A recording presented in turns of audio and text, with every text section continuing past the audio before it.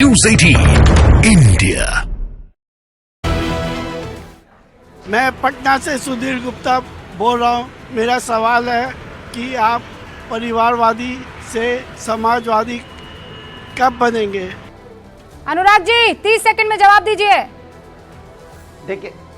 देखिए आपके यहाँ भारतीय जनता पार्टी आपको गुमराह करती है। सम्राट चौधरी जो वहाँ पे डिप्टी सीएम बने, उनके पिताजी शकुनी चौधरी भी एमपी रहे हैं। और ये राजनाथ सिंह जी या डिफेंस मिनिस्टर, उनका बेटा भी एमएलए है। कल्याण सिंह जी चीफ मिनिस्टर थे, उनका बेटा पोता भी मंत्री है। और लगातार ये परिवारवादियों के साथ सत्ता चला रहे हैं हर जगह पे। अपना दल परिवारवादी से आता है, उत्तर प्रदेश में सत्ता चला रहे हैं। एनसीपी शिवसेना के साथ महाराष्ट्र में सत्ता चला रहे हैं और हरियाणा में चौटाला परिवारवाद सत्ता चला रहे हैं। इनके लिए भ्रष्टाचार और परिवारवाद कुछ नहीं होता। भारतीय जनता पार्टी के लिए सत्तावाद है। इनको सत्ता कैसे मिल जाए, इसलिए हर आदमी को अपनाने को तैयार है। अनुराग जी, ये वोटर जो है, ये जो वोटर है ना, ये जो सुधीर गुप्ता को आप सुन रहे थे, ये आपके वोटर बन सकते थे। आपने तो उनको अजय आलोक समझ लिया और आप उनको जो है काउंटर करने लग गए। अरे भाई, उसके मन में कोई सवाल है तो उसको जवाब दो ना। वो कोई अजय आलोक थोड़ी है जो आप वहां पे काउंटर कर रहे हैं। वो ये कह रहा है कि आप परिवारवाद को आगे बढ़ाते हैं, उसका जवाब देंगे तो वोट जीत पाएंगे, वरना प्रभु ऐसा नहीं हो पाएगा। क्लियरली बता रही हूँ। पटना से सुधीर गुप्ता के बाद अगला नंबर है अर्पित का। दिल्ली से अर्पित एक सवाल पूछ रहे हैं। किससे पूछ रहे हैं भाई? मेरा नाम अर्पित है और मैं बीजेपी से ये पूछना चाहता हूँ कि दक्षिण भारत में 370 सीटों के लिए उनका क्या प्लान है, वो कैसे चलेंगे वो? हाँ, दक्षिण में मामला टाइट है, कैसे चलेंगे? नहीं अर्षद जी, आपका बहुत अच्छा सवाल है। और पिछले 5 साल 10 सालों में जैसे आपने देखा होगा कि कर्नाटका हो, चाहे तमिलनाडु हो, चाहे आंध्रा हो, चाहे अभी तेलंगाना में हाल में चुनाव हुए हैं, हर जगह हमने अपनी पूरी ताकत लगाई है। देखिए, हम चुनाव जीतने के लिए नहीं, हम जनता में विश्वास बढ़ाने के लिए काम करते हैं। मुझे लगता है कि पिछले 10 वर्षों में ये चुनाव परिणाम दिखाते हैं। भले हम सीट ना जीत पाए हों, सरकार ना बना पाए हों, लेकिन हमारे विश्वासों में कोई कमी नहीं आई है। कर्नाटका में हम चुनाव हार गए, लेकिन हमारा वोट शेयर वही रहा 36%। तेलंगाना में हम 7 से बढ़ के 14% हो गए। आंध्रा में भी हमारा गठबंधन अच्छी तरह से वर्कआउट कर रहा है और हमारा वोट परसेंटेज भी बढ़ेगा। तमिलनाडु, केरला में आप देखिएगा 2024 का सबसे बड़ा सरप्राइज दक्षिण में तमिलनाडु और केरला से आएगा। मुझे लगता है अर्पित और सुधीर जी, आपको अपने अपने जवाब मिल गए होंगे। अब वारिस भाई, सवाल आपके लिए भी था, लेकिन कुछ तकनीकी खामी है, वो सवाल आप तक नहीं पहुंच रहा है। आप कहें तो मैं व्यूअर का वो सवाल आपसे पूछ लूं। पूछ लो, सवाल पूछो, जवाब देंगे। पर गारंटी नहीं है कि मैं आपका वोटर बनूंगा। अरे गारंटी, हमको आप वोट डालेंगे। देखो, हमको यकीन है आपके दिल में ऐसा आएगा कि इस मर्तबा आप विकल्प के तौर पर एमआईएम को वोट डाल देंगे। जहां भी राजस्थान में खड़े होंगे तो वहां डाल देंगे, दिल्ली में होंगे तो वहां डाल देंगे। अच्छा, ये तो दोनों को आप वोट नहीं देने वाले। मुझे व्यूअर का सवाल ये है कि आप सिर्फ मुसलमान की ही तस्बीह क्यों करते हैं? हिंदुस्तान में बाकी धर्म नहीं है क्या? मैं इस व्यूवर जी को बोलना चाहूंगा, सर, हम मुसलमान, हमारे दलित भाई, हमारे क्रिश्चियन भाई, हमारे सिख भाई, हिंदू भाई, सबके लिए लड़ते हैं। जिनको ये बीजेपी ने अब तक दबा के रखा है ना, हम उनकी हक की बयानी करते हैं। हम मोदी की आंखों में आंख डाल के सवाल करते हैं। हम ही तो वो लोग हैं जब पूछते हो बताओ 15 लाख रुपया जमा होने वाला था, कहाँ हुआ? हम ही तो वो लोग हैं जो पूछते 2 करोड़ युवाओं को रोजगार मिलना था, बताओ कितने युवाओं को रोजगार दे दिया आपने? हम तो वो लोग हैं जो प्रधानमंत्री आवास योजना को चैलेंज करते हैं। अरे हम में तो ताकत है बीजेपी को हराने की। हमने तो हरा के दिखा दिया औरंगाबाद में। 3 टर्म के सिटिंग मेंबर ऑफ पार्लियामेंट को एक झटके में हरा के दिखा दिया हमने। और इस मर्तबा भी याद रखिए, आपके व्यूअर जिसने सवाल किया उसको बोलना चाहूंगा, इंशाअल्लाह हमको यकीन है कि इस मर्तबा मजलिस इत्तेहादुल मुस्लिमीन को कम से कम 7 से 8 जगहों के ऊपर पूरे देश के अंदर कामयाबी मिलेगी। और हम लड़ेंगे इस मर्तबा। पिछली बार खाली 3 पे लड़े थे, इस मर्तबा यूपी में लड़ेंगे, महाराष्ट्र में लड़ेंगे, बिहार में लड़ेंगे, तेलंगाना में लड़ेंगे, मध्य प्रदेश में लड़ेंगे। जहां जहां पार्टी डिसाइड करेगी लड़ेंगे। और आपको यकीन लड़ते तो है मोदी के खिलाफ, लेकिन जिता जाते हैं मोदी को। माशाल्लाह, ये ऐसी नफरत तो मोदी जी चाहेंगे कि रोज करे मुझसे। ऐसी नफरत तो अनुराग भदौरिया चाहेंगे, भाई ऐसा है हमसे कर लो ताकि हमें ही जीत जाए। अरे ये तो कांग्रेस की ये अलायंस की वजह से मोदी जी जीत रहे हैं, क्योंकि ये आइडियोलॉजिकल लड़ाई नहीं लड़ रहे हैं मोदी जी के साथ में। मैं 30 सेकंड आप सबको दे रही हूँ। बड़ा आरोप लगा रहे हैं समाजवादी पार्टी के अनुराग भदौरिया। पहले 30 सेकंड में जवाब दीजिए।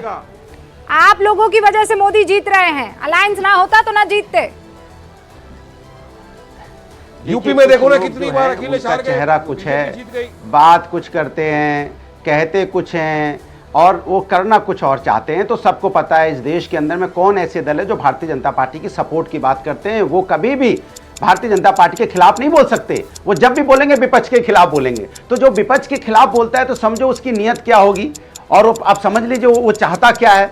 दूसरी बात, जहां तक वो सवाल पीडीए का उठा रहे थे, तो मैं ये समाजवादी पीडीए पे डिपेंड है, पीडीए पे ही काम करती है। पिछड़ा, दलित, अल्पसंख्यक, पिछड़ा अगड़ा और आदि आबादी और आदिवासी। अगर आपको राज्यसभा में देखना है तो जावेद भाई हमारे अल्पसंख्यक से आते हैं, रामजीलाल सुमन हमारे दलित से आते हैं, राम गोपाल बैकवर्ड जी से आते हैं और जया बच्चन फॉरवर्ड समाज से आती है। तो फिर क्या सवाल है इनका? तो इसके मतलब किसके लिए बैटिंग कर रहे हैं आप समझ गए होंगे। जब ये पीडीए नहीं समझ पा रहे थे पीडीए आपको फिर क्यों हारे? ये पीडीए एनडीए को मूर्छित करेगा। एमपी हारे, उसके बाद में हारते जा रहे हैं। देखिए, हराने के लिए अकेले मैं आपको याद दिलाता हूं, आपके दर्शकों को भी याद दिलाता हूं। मैं बोलूं? हमारी वजह से जीत रहा है क्या? मैं आपके दर्शकों को भी याद दिला देता हूं। अभी आपने सवाल पूछा था विकास पे कोई बात नहीं कर रहा है।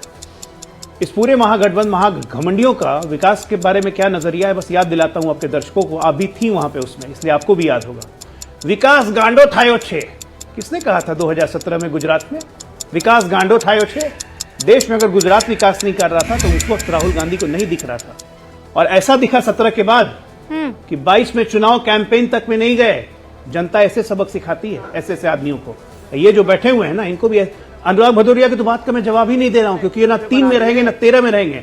सपा की दुकान बंद होने वाली है, जीरो पे आउट होगी। अजय जी और वारिस भाई, आप दोनों का याराना तो गजब लग रहा है। दुकान बंद कह रहे हैं आपको आउट कर देंगे हैं?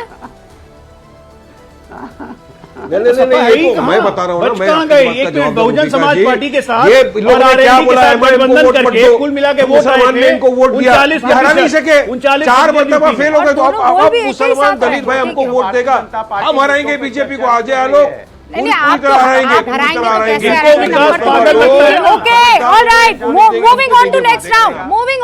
Next round. लेकिन उससे पहले एक्सपर्ट की गूंज।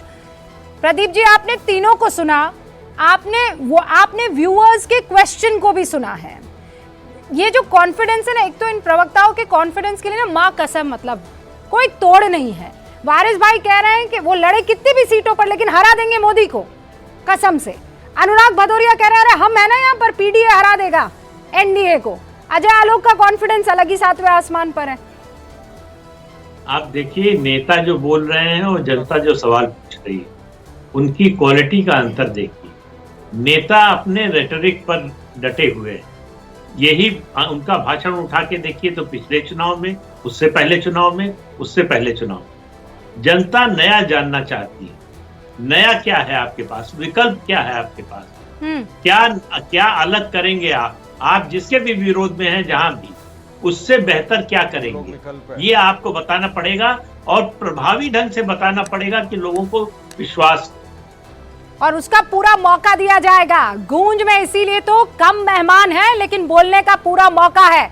वारिस भाई, अजय जी, अनुराग जी, प्रदीप जी, आप चारों का बहुत बहुत शुक्रिया यहाँ वक्त निकालकर दर्शकों के सामने अपनी बात रखने का। लेकिन आप लोग से विदा लूं उससे पहले एक और राउंड है, और ये राउंड था जहां जनता को वोट करना था, न्यूज़ 18 इंडिया के व्यूअर्स को वोट करना था। और सवाल हमने क्या पूछा था?